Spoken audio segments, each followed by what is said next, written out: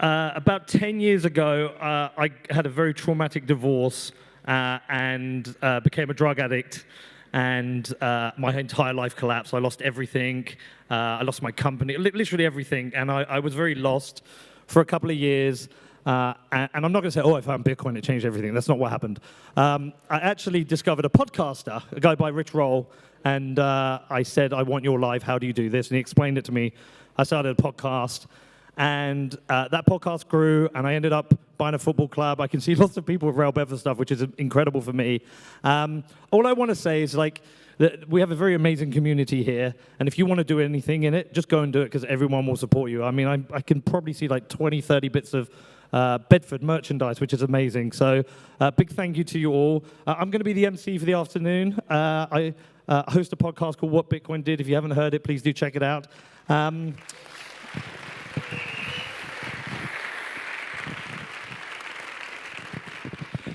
I actually get nervous doing this now. I didn't used to get nervous with this. It's weird. Anyway, so our first panel, which I'm going to be part of, I'm going to moderate. We're going to be covering a paradigm shift in wealth distribution. I'm going to be joined by the beautiful Natalie Brunell. Where is she? There she is.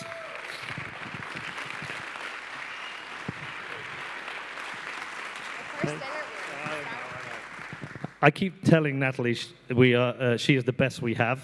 And watching what she's been doing recently has been incredible. And should we congratulate her on her engagement?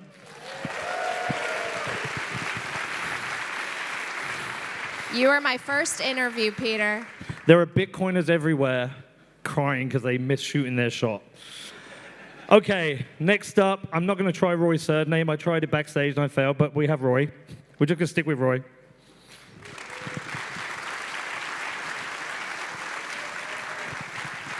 And then we have Svetski, who I've known for a number of years.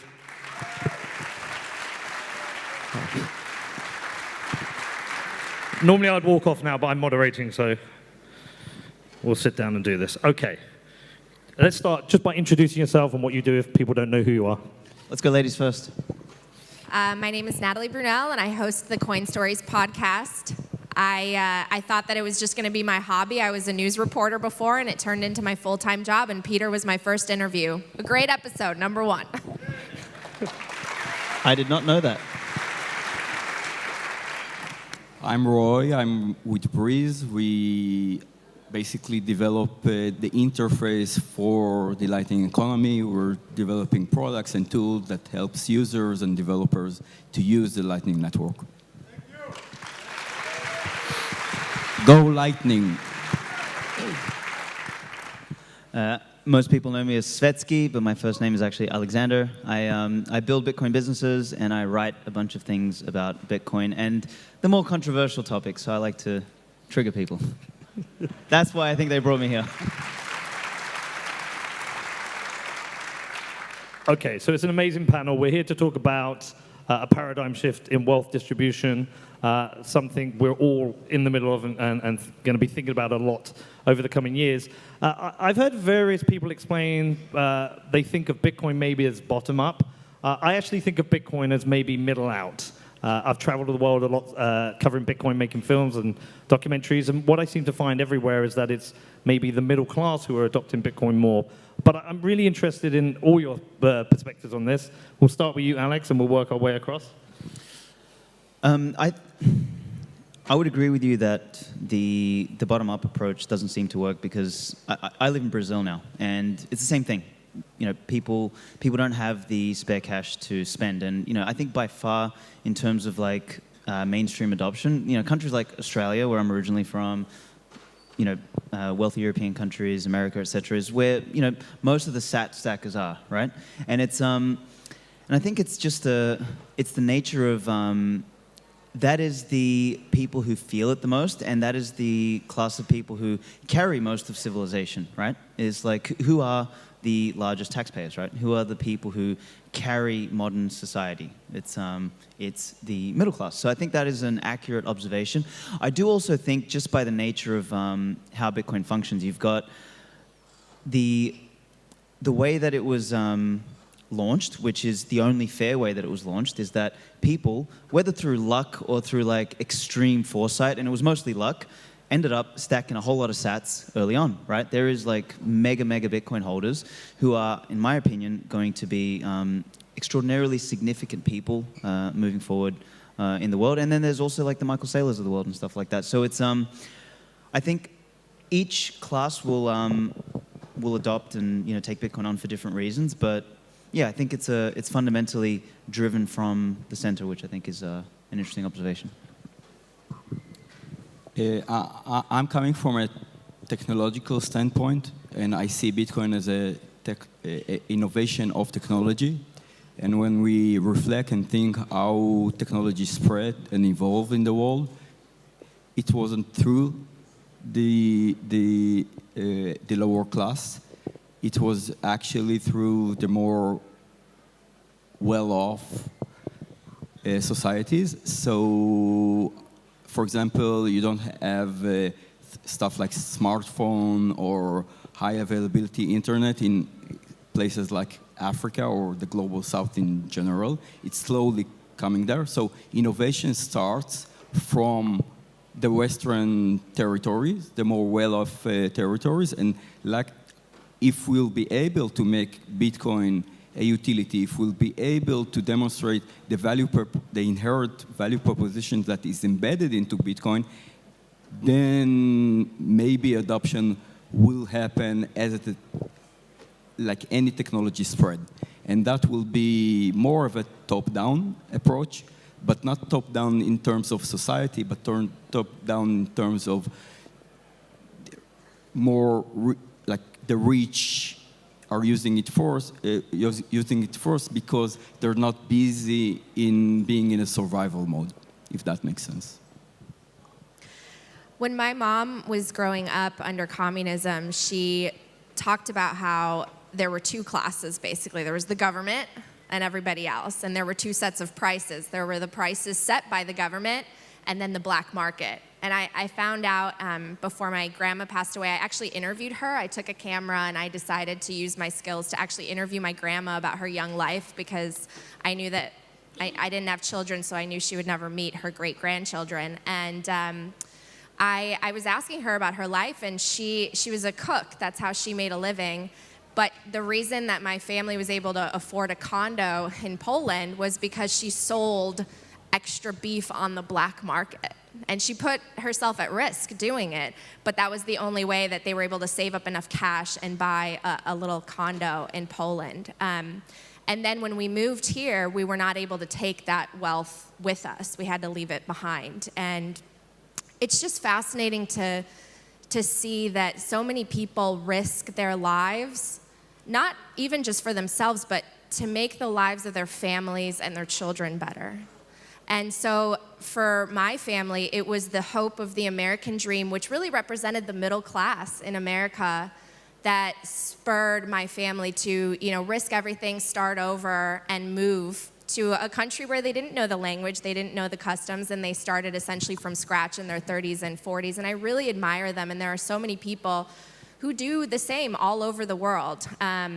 And they face great challenges just trying to make it. And there are different levels of classes, and the structures look different everywhere. But at the end of the day, it's most people trying their best to afford a future for themselves and their families. And what I love about Bitcoin is it makes it feel like that's not going to be so damn hard anymore, where you're not just going to be working your tail off to barely make ends meet and barely tread water, which is, I think, the reason why so many of us are pulling apart and we see so much division and everyone's turning to politics, when it really doesn't have to be like that. And I think we would be more cooperative, and it would bring out the best of all of us, including our ideas that we could potentially pursue and companies that we could start if we were able to provide for ourselves and have abundance. And so that's my hope with Bitcoin.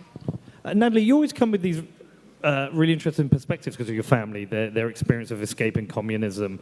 I think we're all very concerned about the redistribution of wealth that's happening in the fiat world at the moment.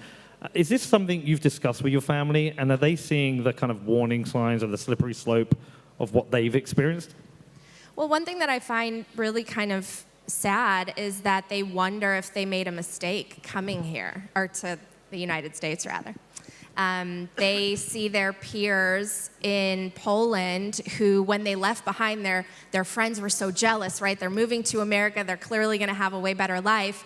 And then boom, after 10 years of working really, really hard, actually 20 years, the great financial crisis hit and they lost everything, and they've never been able to catch back up to that level. So they do not expect this of me, but I really take it upon myself to try to take care of them because they've sacrificed so much, and they're just good people who worked hard, and the system is rigged. That's what people feel, the system is rigged, because it is rigged. It's if you're at the top, you're at a great advantage, and inflation benefits you, right? You have all the assets, and everyone else is working really, really hard. And I'm so grateful that I was exposed to learning about Bitcoin so that I can take care of and protect them. But yes, they are worried about the future. They're worried that the United States is moving in the direction of where they came from.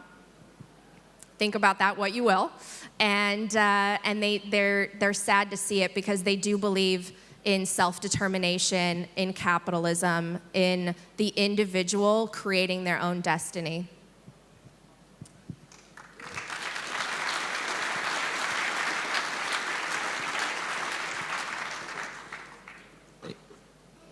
I have a problem with what Natalie is saying because I think a lot of people feel exactly the same. They are aware that something is rigged, something is wrong. They feel that they can't kind of escape the current environment in the traditional fiat system. But I'm not sure, how would they understand that Bitcoin is the answer? I think, generally speaking, education doesn't scale. So we won't be able to educate them that Bitcoin is the solution. I 100% agree that Bitcoin is the solution. But how do we bring this gospel to the masses? There's no way. We can't help them connect the dots. We are here, we flew to the middle of the Atlantic because we understand. We took the time to do the work. We went down the rabbit hole. Some of us took years to get to a realization that Bitcoin is the answer. We have the brightest minds of Bitcoin here, but are they able to spread the gospel? I think that education isn't the answer. And that's my problem. And that's why I don't think Bitcoin will scale through the middle class. You don't think it will? No. So how do you think it will? I think it will scale only if we'll be able to demonstrate the utility of Bitcoin in a much more tangible manner.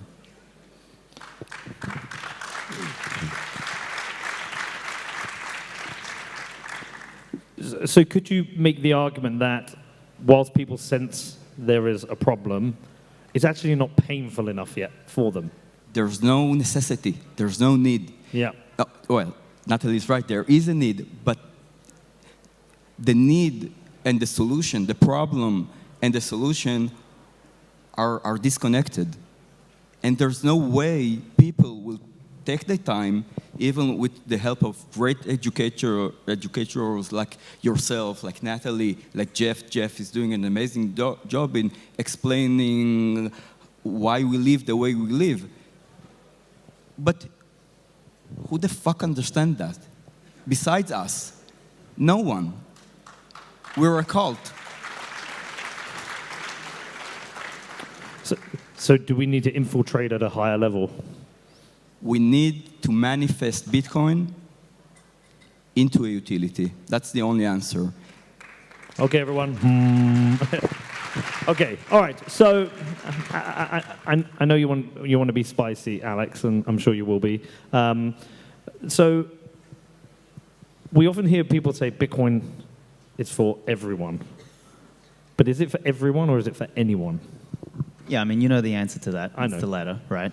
So, but I want to tie that into what Roy was just saying. So when you say manifest into utility, what do you mean specifically? I just want to riff on this. I mean, well, that's a long, we have 37 minutes, but... Give me the 30-second answer. What's the value proposition of Bitcoin? I mean, I think that is determined by the person. So the value proposition for me is that I can save the shit. Give me the 80-20. I mean, I think it's savings. Okay. How many people are saving in Bitcoin? I mean, most of the people here. But you're right. This is like the cult. So Okay. I'm a fellow member of the cult. Great. So people, that's the use case for Bitcoin for you and for the people here. Can we convince the masses to save in Bitcoin? I don't think well, a few people think so. Okay. No, I'm asking how, and if so, how? I don't know, and I don't think it matters, which is how I want to tie it into what you just asked, because who gives a shit? I think the whole point here is that we have fallen for the spell that things like, oh, being average is okay, you know, power is evil, power corrupts. No, fuck that. We've sort of, when you abdicate positions of power and responsibility, because power fundamentally, it's really funny. People in Bitcoin say stuff like power is bad, but then they'll say proof of work is good. They are both methods of channeling energy over time. So power is actually not a bad thing. Power doesn't corrupt. Power corrupts the weak. And what we've done, and what I mean by we, as in good people who know how to carry responsibility, we have abdicated positions of power, responsibility, and leadership, and therefore left a vacuum for parasites to enter and then play fucking middle management with the rest of us. So what we do with Bitcoin is we all become mega fucking rich, and then we take positions of power, and then we adopt a set of virtues, and we run shit the way it should be run. Simple as that. Like, we seriously, like, we don't run off and seastead, you know, like in the middle of the ocean, be like, oh, I'm a libertarian, and you know, don't tread on me. Like, you go and you hire an army and you go and take over a country. Simple as that. Like, because we have the fucking Bitcoin. Well, hold on a second. Hold on.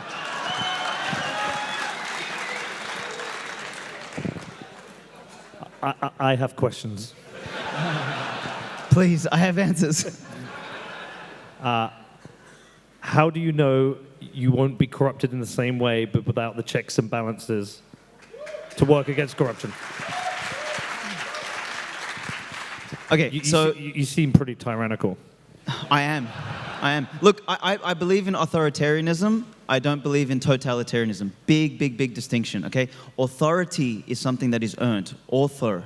The etymology of the word comes from competence and comes from hierarchy. Totalitarianism is completely different. It's fucking middle management and bureaucracy. That's the world we live in today. You know, all this surveillance stuff, all of this kind of like, oh, you know, show us your papers, show us your this, show us your that, like tick 10,000 boxes just to fucking breathe some air. Like, that is totalitarianism. Completely different thing. You look at Bukele, for example. He's an authoritarian, hands down, but he runs the fucking country like it's his house, and you see the change that's happened in that place. So, thank you. Coming back to your questions, checks and balances. Checks and balances are economic in nature. Simple as that. So when, like, the whole game of politics today is get the fucking money printer and in the process obfuscate who is the person with their finger on the money printer or who is influencing that, right? So, like, you know, like Seyfedin, I'm a bit of a monarchist. I think the future of the world will be city-states with CEO kings operating them. We'll have micronations, microstates, and that's the only way to operate something, because when you have strong leadership, I mean, this is the reason why companies function. A company is led by effectively a dictator, right? But you have a management class, you have checks and balances, and the checks and balances of the company are the profit and loss statement. And when you can't fake your way into profit and loss by papering over losses and basically stealing from everybody, you are held economically accountable. And it's much easier to kill a king than it is to kill a democracy. So, like, you know, this sort of gets into all sorts of other shit, but I think the checks and balances are economic.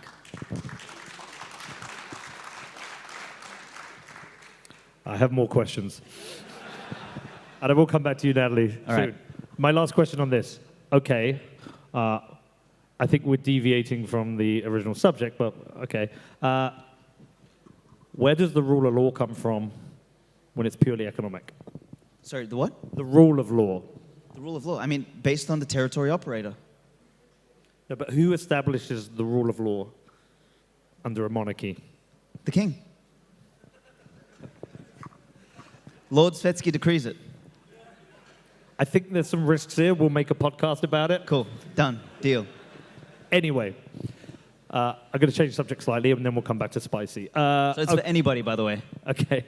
We've Natalie, settled I'll that. come back to you. Okay, so when Bitcoin moves, it moves very fast. We all saw it over the last few weeks, run up to, I think, $64,300, which just off an all-time high. And everyone I speak to is super bullish. They're like, yeah, it's going to hit $500,000, whatever. Like, either way, when it does, if everyone here is stacked well over the last few years, are going to get fabulously wealth.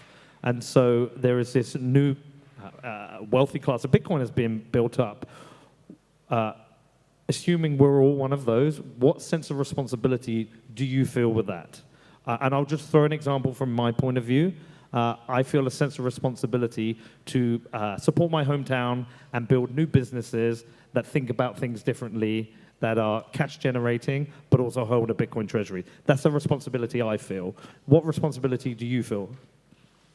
Well, I feel a great sense of responsibility right now to educate people. I really do, because this is a situation where you put the mask on yourself and then you help others, put the oxygen mask on, and you can only lead them to water. You hope they drink, but it's ultimately a case of personal responsibility and personal choice. And one of the best things about Bitcoin is it's, for the first time, this voluntary form of money that is emergent from the free market, and we should embrace it. But will people? I don't know. I mean, as far as the economic side, I am not as early in on as most of you on stage, so I'm just trying to still play catch up, because I spent, my 20s working and barely able to pay rent with my news career and trying to help take care of my parents. So my dream is to take care of them and to afford a house, because I can't eat my Bitcoin. I can't sleep in it. So I will need a house someday. That's my dream. So,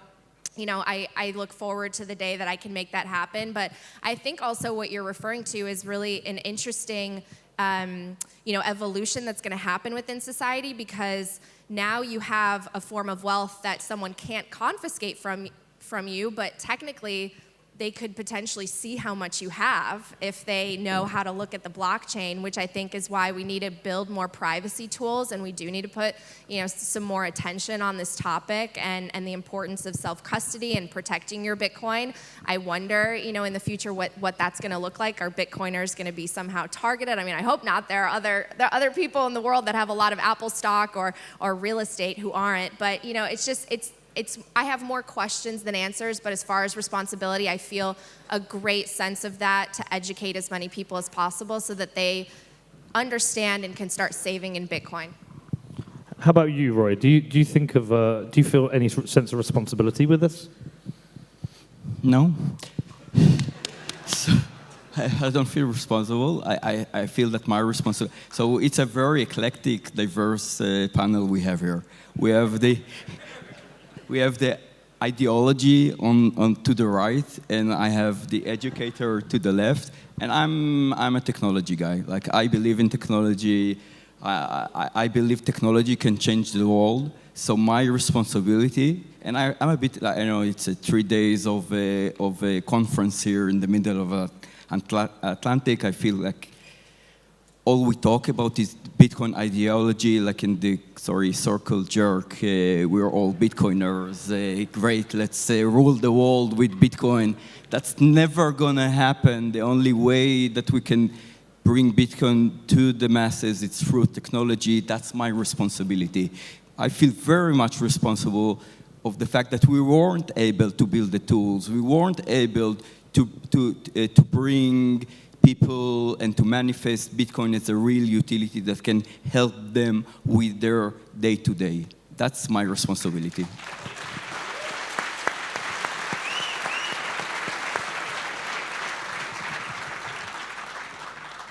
I'm so glad you asked this question. I didn't ask it to you.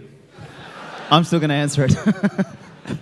Okay. No, look, jokes aside, so for the last 2 years, and you and I spoke about this a year ago when I came to London, was I've been writing a book called The Bushido of Bitcoin.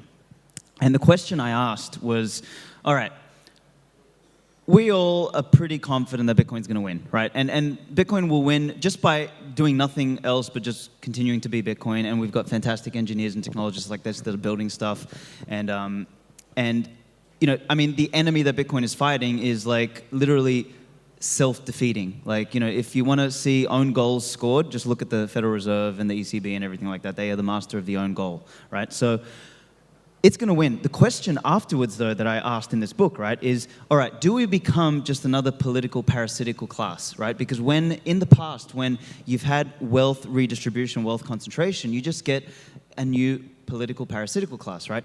Or you get a bunch of monkeys wearing Louis Vuitton jumpsuits and driving around in Lambos. Or third is, and this is a conscious option that must be made, is do we become men and women of virtue, right?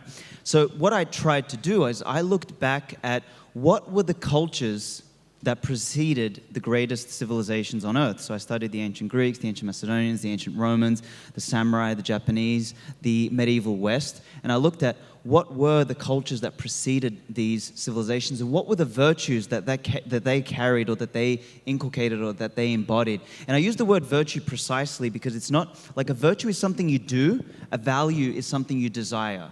So you want people of like value around you, but you need people of virtue to lead. And you look at the virtues of each of these different civilizations, and they all basically map across each other. You know, the Japanese had the Bushido post the Japanese Civil War, which emerged out of a need of a warrior class to do something more responsible once a great peace came upon Japan. And that set of virtues, the Bushido, was very similar to chivalry in the West, was very similar to what the ancient Greeks had, what the ancient Romans had. So you had virtues such as justice, courage, responsibility, excellence, loyalty, respect. So I go into these and I try and understand the etymology of the words, what it means. And I love that you use the word responsibility because I think more important than freedom, and I think, you know, everyone here is like somewhat a freedom maximalist, you know, everyone gets into Bitcoin, freedom, freedom, freedom, freedom. But what's more important than freedom is actually responsibility. Like, if you want to take away someone's freedom, first you alleviate their responsibility over something, right? You want to take someone's health freedom away, don't make them responsible for it. You want to, like, you know, the reason we have broken money today is because we don't have responsibility for the money in our bank. It's the fucking bank. It's, you know, the pharmaceutical companies have responsibility for our health. The news has responsibility for our, you know, information. The school has responsibility for our knowledge, et cetera, et cetera, et cetera. So responsibility is like a key virtue if we want to manage this, this transition. And anyway, I'll just shut up there for a second. But I think it's a good point. So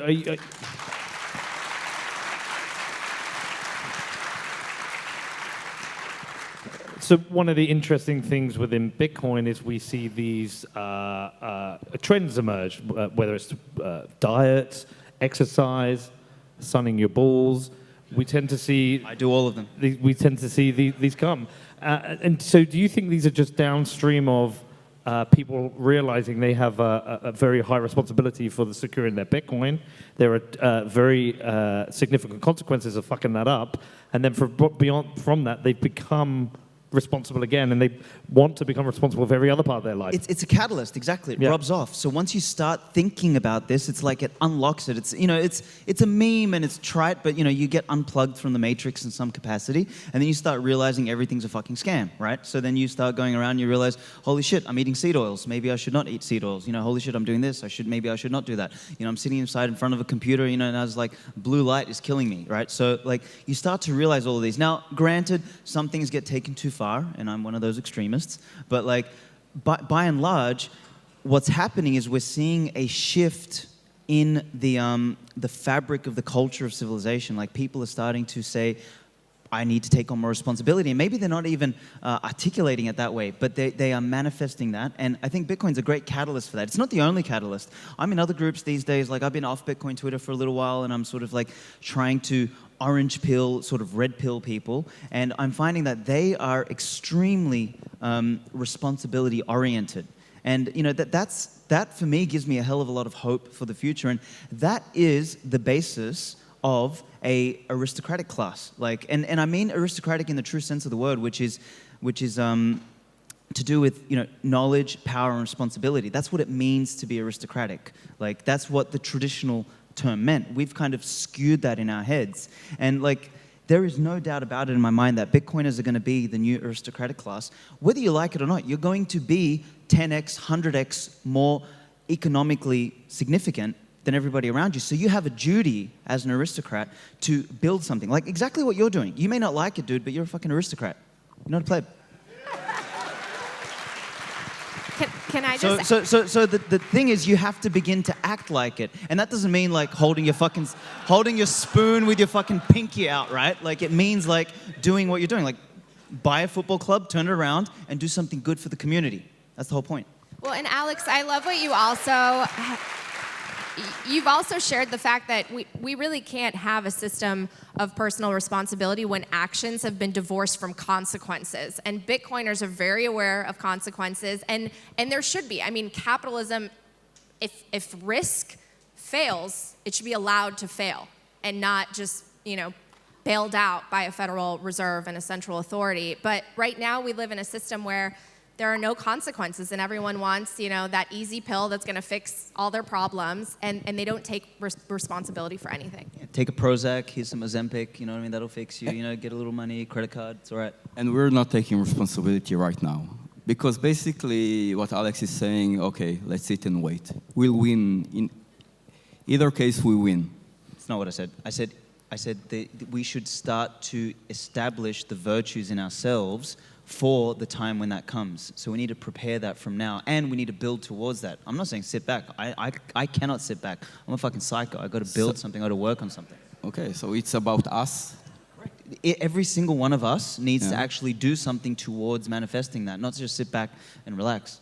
And that means working on yourself and working on the things and stuff that will make that possible. What I'm trying to say, basically, you're waiting for the world to realize that Bitcoin is valuable. I couldn't care less. I've realized that it's valuable, so I'm going to fucking build my wealth, and I'm going to build shit. And I think we're also going to enter the era of Bitcoin, of products and services that are not Bitcoin products and services, but that are Bitcoin enhanced products and services. Great, so that shit starts to become embedded. But I care. Yeah, and that's why you got to build that shit.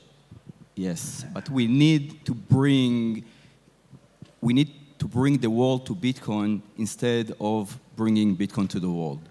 I mean, that's a very good point. And the world will come. Peter didn't get that. The world will come because they fucking need it. And we just have to be ready for them. And we need to keep building so that we can. So yeah, you keep building, but you sit and wait. Well, you just said the world will come. Now you're confusing me. No, I said we need to bring the world. We need to bring the world to Bitcoin. We need to narrow the gap. How? Yeah, I'm sounding like a broken record. We need to manifest Bitcoin in some other way than education. That's kind of my problem. My problem is that there's a huge disconnect between the discourse that is going on in these conferences and the world. The world doesn't care. How do we make the world care? That's the discussion that we need to have. Instead of this discussion, we're having a discussion that we all understand. We're self-aware, we opt out of the system, we kind of understand we'll never understand how money works, but we kind of understand how it works. So what? But what's your gut instinct? Sorry? What is your gut instinct? What do you think the answer is? If it's not education, you've obviously been thinking about this. Bitcoin is not energy, Bitcoin is not a religion, Bitcoin is not a cult, Bitcoin is not God. Maybe, a little. Yeah, that's the problem. The problem is that we are all kind of trying to abstract Bitcoin, that Bitcoin is everything. No, Bitcoin is money, okay? So Bitcoin is money, and how do we, and in order to replace the existing money, Bitcoin needs to be 10x better than what people experience right now in the fiat world. How do we do it? How do we execute on that? How do we manifest? How do we bring the value of Bitcoin to the masses? What he kind of said, but you can't push a string. You can. I mean, it'll bend. It's very difficult to push a string. So the thing is, I don't think what you're saying is wrong, nor what people are saying about number go up is wrong either. It's a blend of these things. Like the older I've gotten, the more I've realized that there is no single answer to anything. Bitcoin winning is not a silver bullet; it's a bunch of lead bullets. and we just keep shooting. So there's people like you doing stuff, Natalie doing stuff, me doing stuff. Like we're all doing shit, and all of that together finds its way. And like we're all filling gaps. I mean, that's the. But Peter asked like, what my answer? Yeah. My answer is to bring it to build the tools that will help people understand that Bitcoin is valuable. Correct. I just want to add, I mean, Bitcoin is imperfect in the sense that you can't necessarily spend it everywhere right now. There are frictions, the price is volatile, but how many of you are here because someone educated you on Bitcoin? I mean, I'm here partly because of you, Peter. I started listening to your show and I realized, oh my gosh, the money's broken. I was thinking it was something political. They're stealing from me. I never voted for this. And I want something that will fix it. Let me see if this is the solution. I'll dig deeper. I won't put all my money into it. And slowly but surely, I got more and more convinced. And now I'm able to help others. So I think education is the key for really anything.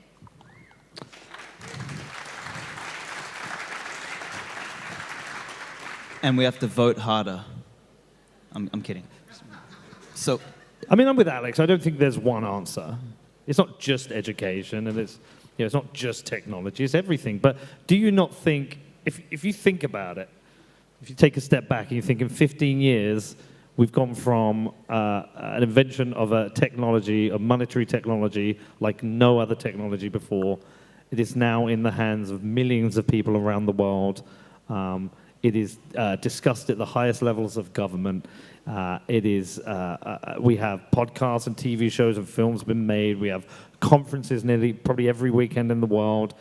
I think the growth of Bitcoin is actually highly impressive, and I think Satoshi would be very pleased, and I think the trajectory is already pretty good. Maybe we can't pace as quickly enough as we'd like because of how much of a shit show the fiat world is, but I think we've done well. I think you're right, but it's a bit of an echo chamber because you can say exactly the same about Ethereum.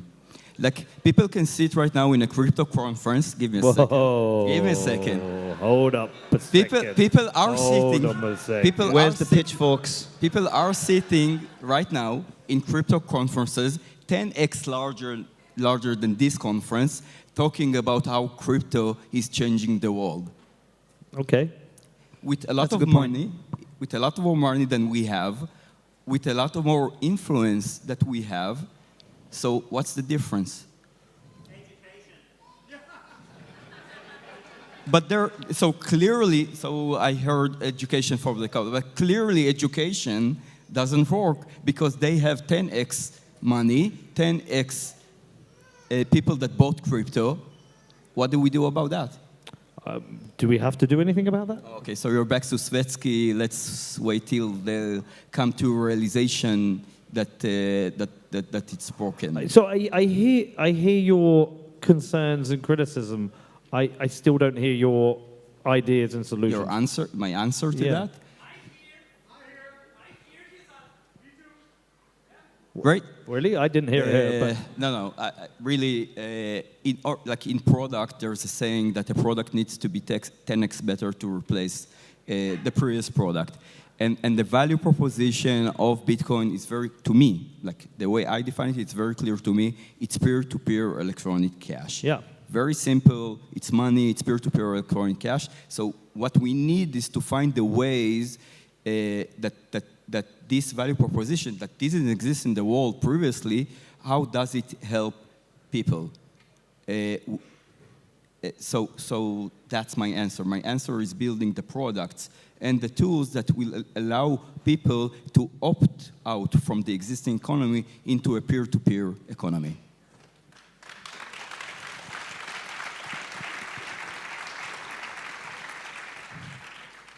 Everybody download Breeze Wallet. We're a long way from the title of the panel, which was a paradigm shift in wealth distribution. So I'm going to try and bring it back to that, and then we can fight more afterwards. We talked a little bit earlier about responsibility, and with this distribution of wealth, all of us, everyone here, has to consider how we will distribute that wealth to our family, our friends, and our children. Some of us will have different ways we're going to distribute to our children. I talk to my son. My son is now a Bitcoiner. He's working in Bitcoin. He's earning Bitcoin. He understands Bitcoin. If I get hit by a train tomorrow, what I have gets passed to my children. There's certain points in time in the future where that might be a very serious amount of money for a young person to think about. How do you think about generational wealth distribution? No, I mean... I don't think about it. No, what do you mean I don't think about it? Of course I think about it. This is the whole point of building lineages, right? Like, so so there's a great Twitter account called Anarchonomicon, which it's a name he or she calls herself Cat Girl Kulak. Have you seen it? It's a great account, and it sort of makes the point that the king and the aristocrats were the families that were most successful in creating and preserving their wealth.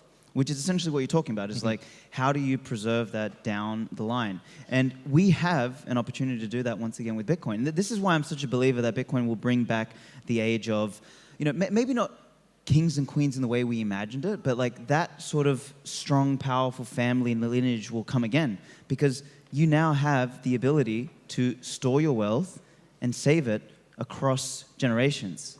And it's done so in a way that is more sound than anything else before, right? It's very hard. Like, you can go and attack a castle, you can steal land, you can do all that sort of stuff. It's just very difficult with Bitcoin. So I think fundamentally the world sort of shifts back towards that kind of a structure, which I believe is more sound. You see that in the animal kingdom. You've seen it throughout all of human history. This sort of abomination that we call democracy is just a brand new thing. We've had it for the last couple hundred years. It's a complete fucking disaster. We've basically like demolished all of our natural resources. We've demolished all of our beautiful architecture, in spite of having incredible technology as well. So like, we've had this great technological rise, and we've still managed to somehow turn our entire civilization into something run by a bunch of trannies with fucking makeup on, in Parliament in Canada. Like, what the fuck's going on, right? So, I think Bitcoin fundamentally shifts that, and it does exactly what you say. It's like, we're going to pass it down, and just don't forget to spend some on yourself. You don't want to die like being a miser. Like, that's something I've also learned as well. Like, if you got some sats, share some around. Download Breeze Wallet and send some Lightning around. Buy some stuff. It's very good.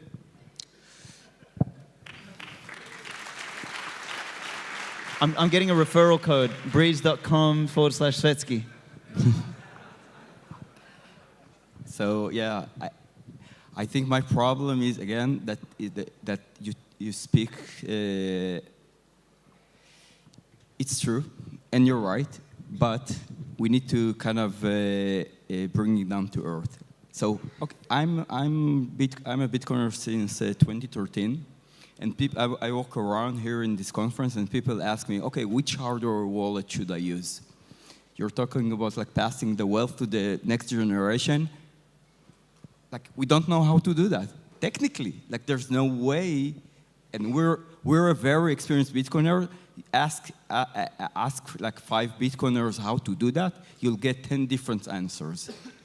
So like, there's no, like, we're speaking highly, but there's nothing to help people kind of execute on what we talk the talk and we don't walk the walk. And that's, by the way, that I think where education is super, super important. I absolutely agree. I think we have great resources. I taught myself, and I was intimidated at first, and you're able to learn anything slowly but surely, and I encourage everyone to check out resources like Ben Perrin's BTC Sessions, who helps with all the technical. Generational wealth. I never thought that I would be able to achieve generational wealth, certainly not working in my regular American job that I had before this. But as I mentioned when I introduced Jeff Booth, for the first time, I am thinking, even 100 years from now when I'm not around, I think about the fact that I hope my descendants hold my Bitcoin that I'm accumulating for them, and I am planning for that. And I hope to help as many of my family as possible. I'm not even letting them know that they have claims to some of my Bitcoin, because I know they'll sell it early, right? But they would.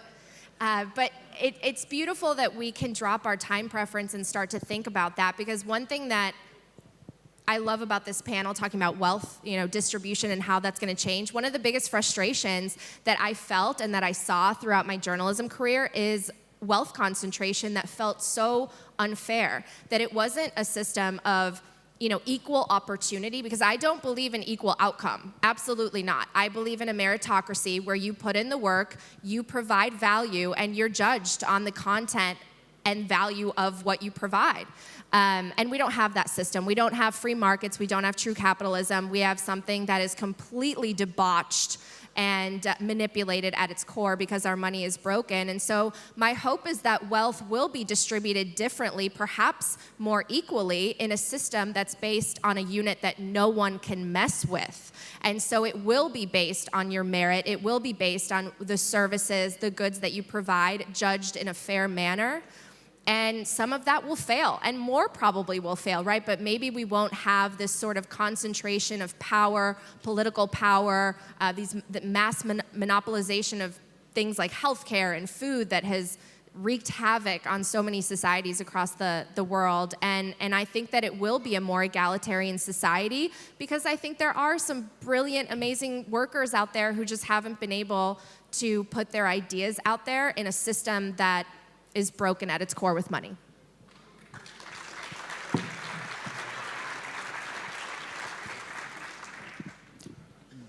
The problem, like when we correlate what Natalie just said to Bitcoin, my problem is that it's kind of, the distribution is already distorted, because how many Bitcoin billionaires do we have right now? 8.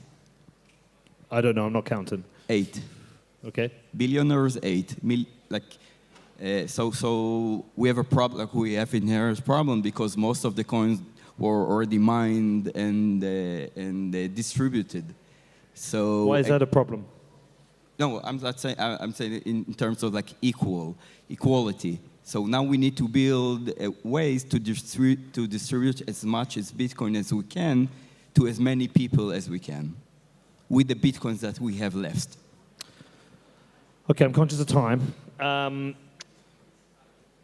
we're talking about the paradigm shift in wealth distribution. I think that's really interesting at an individual country level. You could maybe see a closing of the wealth gap. But I'm far more interested in a paradigm shift in the wealth gap between countries. A couple of my friends over there from Lebanon I hung out recently with. I've been to Argentina, I've been out to Africa recently, and I've seen the devastating impact of theft from governments, but also how the West has raped the third world economically.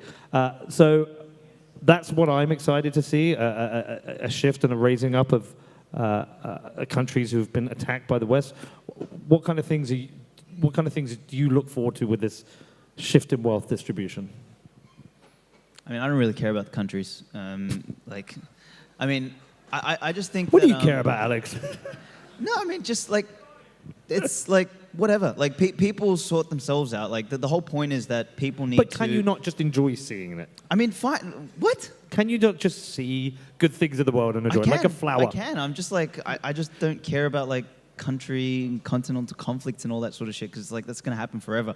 I actually think of like just the bigger geopolitical shifts there is that the what defines a country today is just going to fundamentally change, and that's sort of what I'm looking forward to. And I'm looking forward to new leadership flourish that transforms the way things run. Like we're seeing examples of that again. I quote Bukele, I think is fantastic. Milei is another example of like a different energy rising up, right?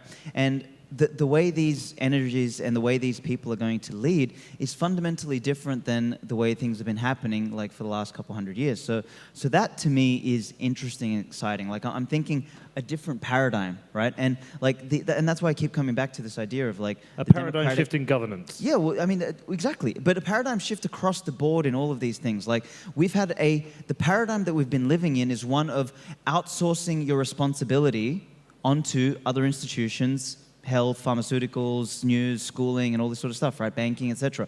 There is a paradigm shift happening that is one of more responsibility at the tribal and call it individual level, but more importantly, the tribal level. So, and just to disagree with you, Natalie, sorry, but we're not going egalitarian, we're going hierarchical, because that's the only thing that functions. The more egalitarian we get, the more average we get. And I think that is one of the plagues, that's the current paradigm we live in, is we're trying to make everything too egalitarian. We need to go back to what, like, 80-20 is like the universal fractal that works across everything. The challenge we have at the moment is in the process of trying to make everything 50-50 and flat, we've created 99-1.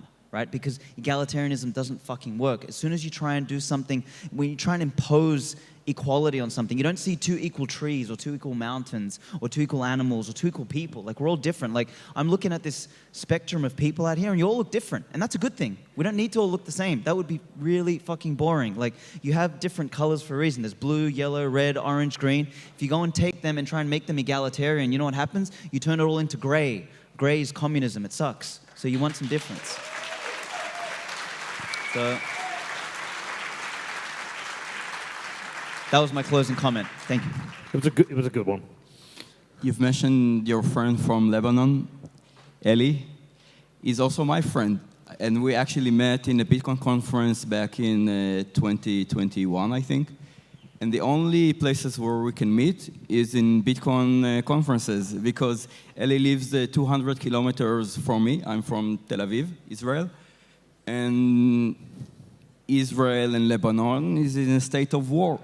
And the only thing that I can do with Eli to communicate with him, like we can WhatsApp and stuff, but I can send him Bitcoin.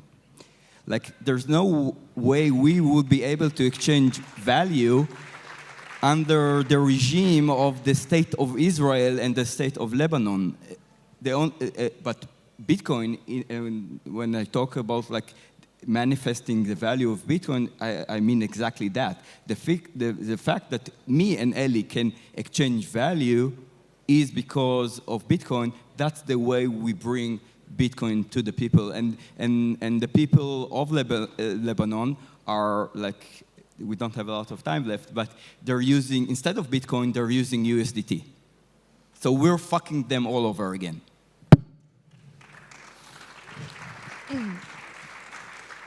We live in a system now where very few people have most of the economic power, which results in having most of the political power, which is why everyone else feels so pressed down upon. And so, yes, I actually do think that a Bitcoin standard would be more organically egalitarian in the sense that more people could compete to bring the very tippy bottom, people at the top, that's a very small amount of people, push down, and we're going to rise up. More people will rise up and improve their standard of living. I truly believe that.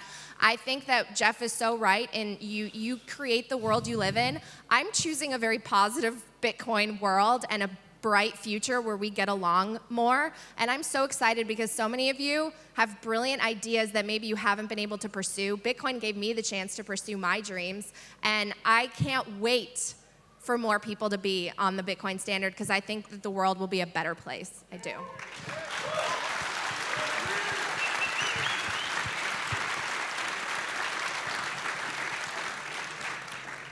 Sadly, we're out of time. But I want to thank you all for an amazing panel. Round of applause for...